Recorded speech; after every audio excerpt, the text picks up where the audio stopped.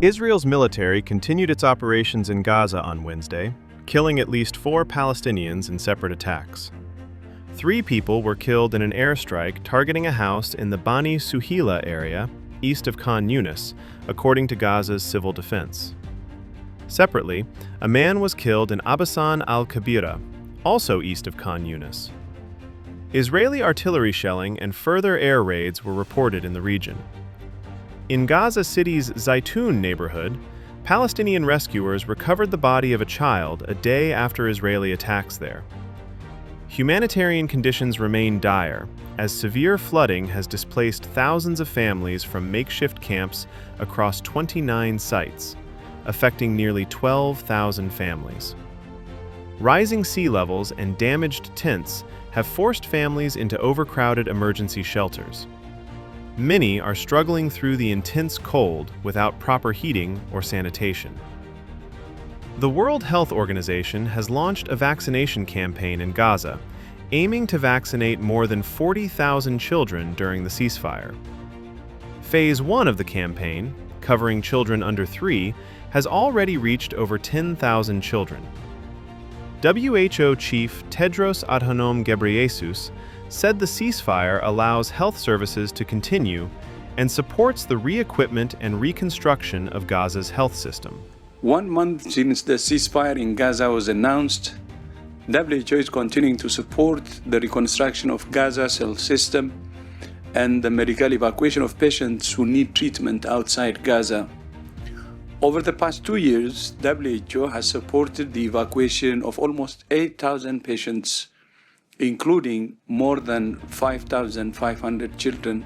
Meanwhile, Human Rights Watch has accused Israel of committing war crimes and crimes against humanity by forcibly displacing 32,000 Palestinians from 3 West Bank refugee camps, Nur Shams, Jenin, and Tulkarm, during Operation Iron Wall between January and February.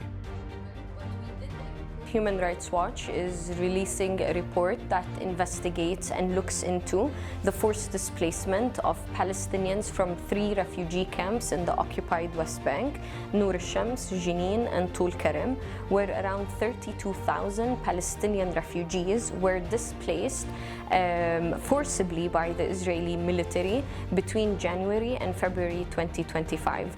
We analyzed videos and open source satellite imagery as well, and spoke to around 31 interviewees, residents of these refugee camps, who told us about the brutality of their displacement from the camps, what the Israeli ground forces were doing while they were forced to evacuate the camps, like already demolishing homes and buildings, destroying the infrastructure in the camps, leading up to them not knowing where to go, how to seek shelter.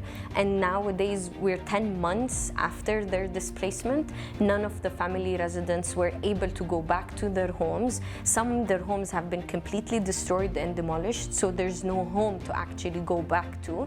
Satellite imagery shows over 850 buildings were destroyed or heavily damaged.